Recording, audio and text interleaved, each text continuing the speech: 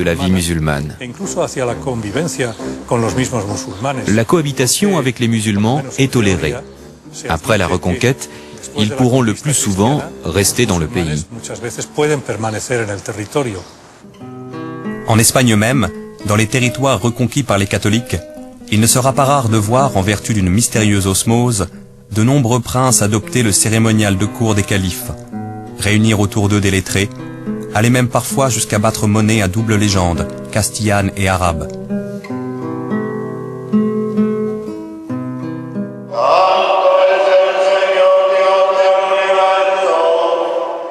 Ce qui nous frappe encore dans le formidable corps à corps de l'islam et de la chrétienté, dont l'Espagne aura été le siège durant 8 siècles, c'est ce miracle de deux mondes qui se sont affrontés sans se fermer l'un à l'autre.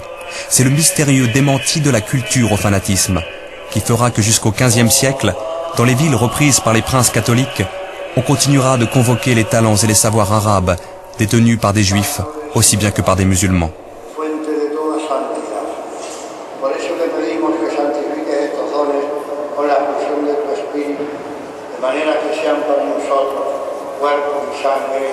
D'où le sentiment de tragique amputation que ressentira l'Espagne à la fin du XVe siècle, lorsque le vainqueur catholique décidera que l'espagnol ne peut plus être que chrétien. Notre nostalgie en Espagne est d'un ordre plus moral et plus éthique. C'est-à-dire, les plus nostalgiques parmi nous sont des gens qui se rendent compte à quel point nous avons été tronqués de deux parties essentielles de notre culture. C'est-à-dire, est espagnol un juif, un musulman et un chrétien. Or, nous ne sommes restés que des chrétiens. Où sont, ou pour paraphraser Villon, mais où sont nos juifs et nos musulmans d'antan? Et là, il y a une terrible nostalgie.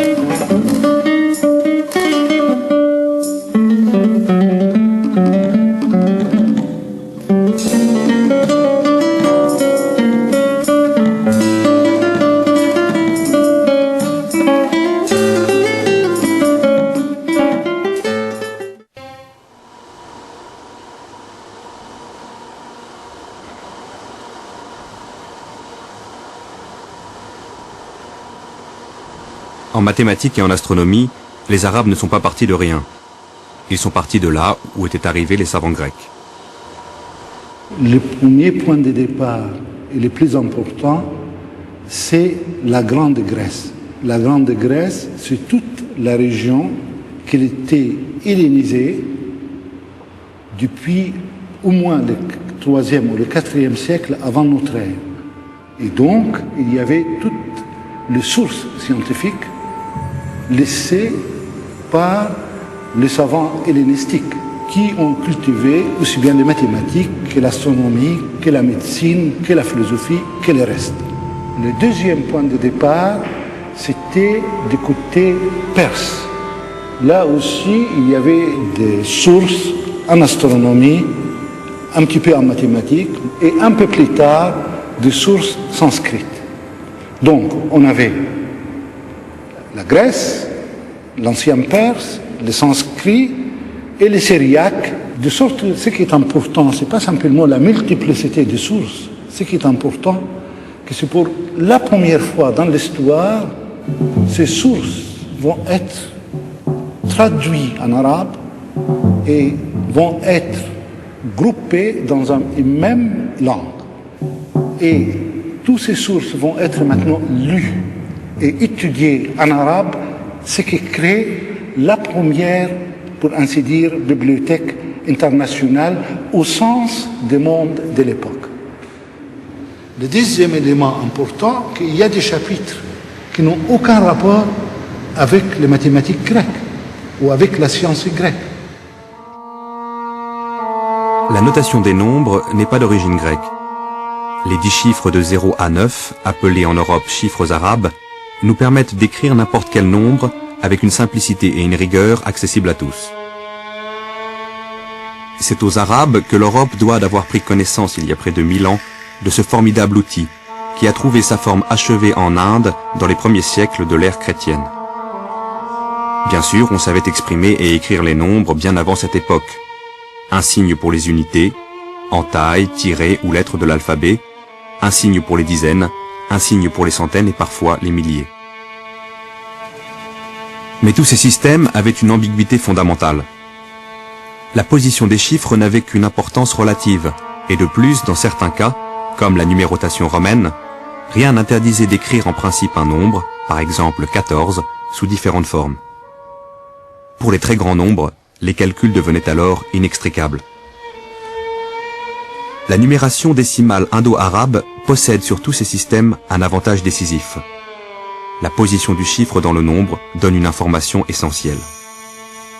Dans le nombre 1958, la seule position du chiffre nous fait savoir que le 1 désigne les milliers, le 9 les centaines, le 5 les dizaines et le 8 les unités. Un rang est-il absent? L'écriture nous en signale le silence avec le 0. À lui seul, ce mot 0 est une page d'histoire. Les Indiens l'appelaient en sanskrit vide, sunya. Les Arabes ont choisi le mot arabe signifiant vide, sifr, pour le désigner. De là, le mot a voyagé dans les langues d'Europe. Sifr, sifra, chiffre. Mais aussi sifr, zéphirum, zévéro, zéro. Le calcul indien, comme l'appelaient eux-mêmes les Arabes, a fait son apparition en Europe au XIIe siècle, à travers un texte latin issu d'un livre composé en arabe 3 siècles plus tôt à Bagdad. Son auteur, Muhammad ibn Musa al-Khawarizmi, a vu son nom propre donner naissance à un nom commun, l'algorithme. Procédure de calcul qui va avoir une efficacité foudroyante par rapport aux anciennes méthodes à base de boulier et d'abac. Le mot algorithme n'est autre que la forme francisée du mot latin algorithmus, lequel, à son tour, est la forme latinisée de al-Khawarizmi. Cet immense savant travaillait avec bien d'autres auprès du calife Al-Ma'amoum, au IXe siècle à Bagdad. Il a constitué l'algèbre en science. Et le mot algèbre nous vient aussi du titre arabe de son ouvrage consacré aux équations, Kitab al-Jabr wal-Muqabala. À quel souci répondait cet ouvrage? Certes, Al-Khawarizmi entendait aider ses contemporains dans leurs échanges commerciaux, leurs mesures d'arpentage ou leurs problèmes d'héritage. En cela, il n'était pas le premier. Le progrès accompli réside dans le caractère général et systématique des règles que dégage Al-Khawarizmi. Par exemple, on disposait de procédures assez simples permettant de répondre à la question suivante. J'ajoute à la surface d'un champ carré 10 fois le côté de ce champ et je trouve 39 unités de monnaie. Quelle est la superficie de ce champ et la longueur de son côté? Grâce à Al-Khawarizmi, nous écrivons aujourd'hui le problème sous la forme de l'équation générale x au carré plus 10x égale 39. X est la chose inconnue, x au carré en est la deuxième puissance, c'est-à-dire la nouvelle surface du champ.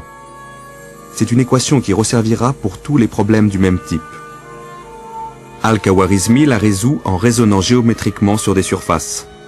Et nous pouvons justifier pleinement les règles de calcul qui nous conduisent à la solution, dans notre cas, x égale 3.